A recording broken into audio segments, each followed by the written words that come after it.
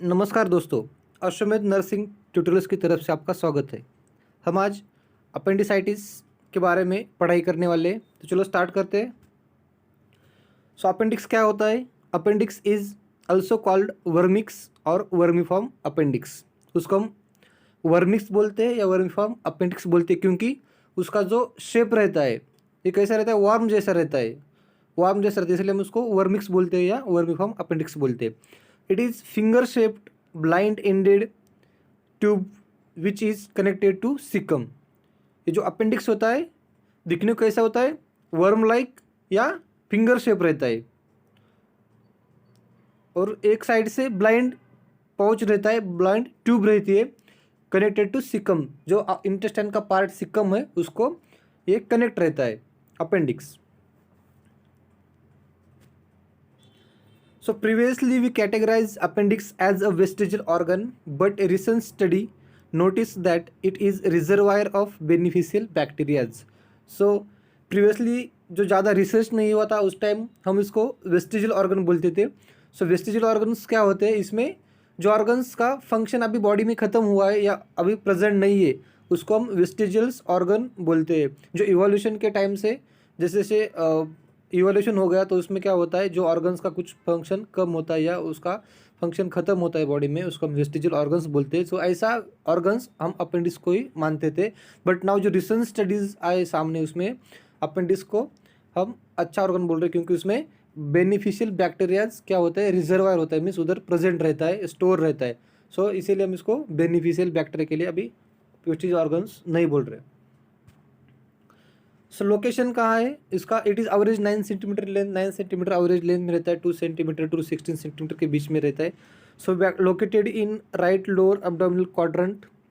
यहाँ पर right lower abdominal जो क्वाड्रेंट है वहाँ पर उसका लोकेशन प्रेजेंट रहता है।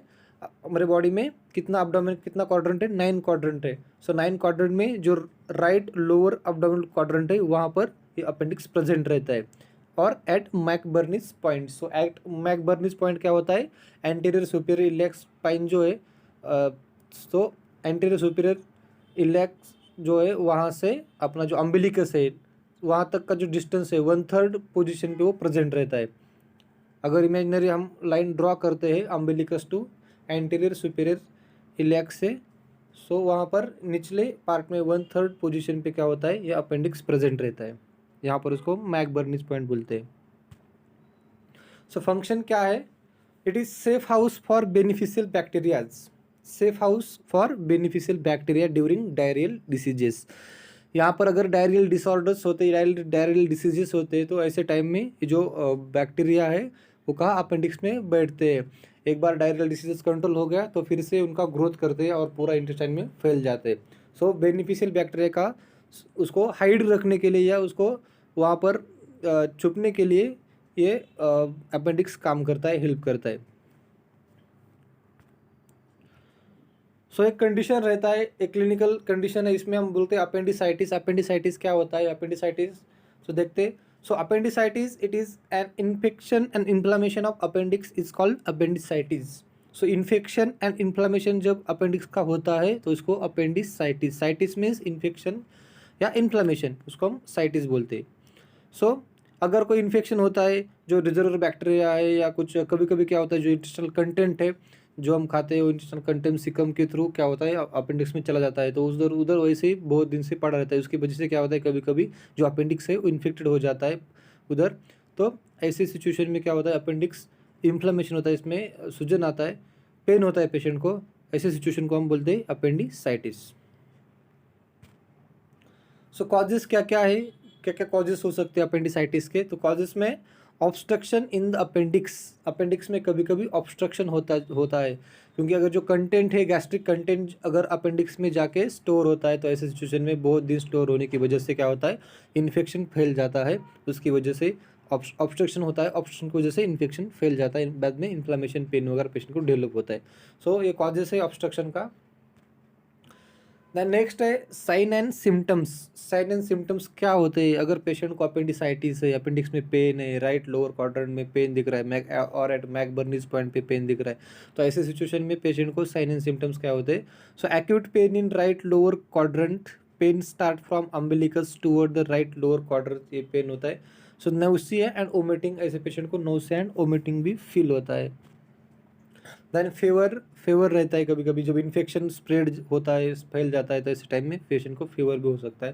देन कॉन्स्टिपेशन और diarrhoea, sometime constipation sometime diarrhoea भी हो सकता है.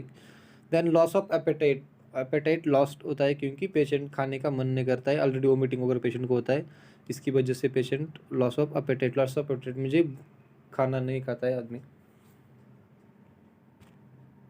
सो कॉम्प्लिकेशंस क्या क्या हो सकते हैं इसमें. सीवियर पेन हो सकता है, कभी कभी पेशेंट को अगर इंटेस्टाइन अपेंडिक्स ज़्यादा ऑब्स्ट्रक्ट हो गया है, ज़्यादा इन्फ्लेमेशन हो गया है, तो इसकी वजह से कभी कभी पेन होता है पेशेंट को. देन पेरिटोनाइटिस, सो पेरिटोनाइटिस क्या है. सो पेरिटोनाइटिस में कभी कभी ऑब्स्ट्रक्शन ज़्यादा होने की वजह से क्या होता है, अपेंडिक्स इन्फ्लेमेशन इतना ज़्यादा होता है कि वो कभी कभी बस्ट होता है. सो बस्ट होता है तो उस टाइम क्या होता है, ज़्यादा इन्फ्लेमेशन होने की वजह से, बस्ट होने की वजह से जो बाकी जो इंटेस्टाइन्स है उसमें क्या होता है, ये इन्फेक्शन फैल जाता है. ऐसे सिचुएशन में क्या होता है, पेरिटोनाइटिस होता है, पेन डेवलप होता है, जो पेरिटोनियम कैविटी है, पेरिटोनियम कैविटी में पेन डेवलप होता है, इसको हम पेरिटोनाइटिस बोलते हैं. देन सेप्सिस, अगर कभी कभी ये ऐसा ही ऑब्स्ट्रक्शन का जो कंटेंट है, इन्फेक्टेड कंटेंट अगर ऐसा ही पड़ा रहेगा, तो ऐसे टाइम में क्या होता है, ये ब्लड स्ट्रीम में जाता है, उस बाद में सेप्सिस होता है, सेप्सिस के बाद डेथ भी हो सकता है. सेप्सिस मीन्स जो इन्फेक्शन होता है वो पूरे बॉडी में फैल जाता है, उसको हम सेप्सिस बोलते हैं ब्लड के थ्रू. सो ये कॉम्प्लिकेशन हो सकते हैं, इसीलिए एक बेस्ट ऑप्शन रहता है उसको सर्जरी करना, अपेंडिक्टॉमी, अपेंडिक्स निकाल देना. तो ऐसे देखते हैं मैनेजमेंट क्या है आगे. सो मैनेजमेंट में अपेंडिक्टॉमी मैनेजमेंट है. अपेंडिक्टॉमी में दो प्रकार के हम अपेंडिक्टॉमी कर सकते हैं, ओपन या लैप्रोस्कोपिक. अपेंडिक्टॉमी मीन्स उसको कट करना, रिमूव करना, बॉडी से बाहर निकालना. जो अपेंडिक्स है उसको हम कट करके सर्जरी करके क्या करते हैं, निकालते हैं. ये इमरजेंसी कंडीशन में, ऐसे कंडीशन में हम क्या करते हैं, उसको दो प्रकार का सर्जरी करते हैं. एक ओपन सर्जरी करते हैं, दूसरा लैप्रोस्कोपिक. ओपन लैप्रोटॉमी सर्जरी या laparoscopic surgery by using camera, scope and all things. So appendectomy open surgery में हम जो जहाँ पर अपेंडिक्स का पोजीशन है वहाँ पर क्या करते हैं, इंसिजन लेके एक 5 to 10 सेंटीमीटर का इंसिजन लेते हैं और वहाँ से अपेंडिक्स को निकाल देते हैं. और लैप्रोस्कोपिक सर्जरी बाय यूजिंग हम कैमरा वगैरह यूज़ करके लैप्रोस्कोपिक सर्जरी, जो मिनिमली इन्वेजिव सर्जरी बोलते हैं, ऐसे सर्जरी से क्या करते हैं, हम अपेंडिक्स निकालते हैं. Thank you.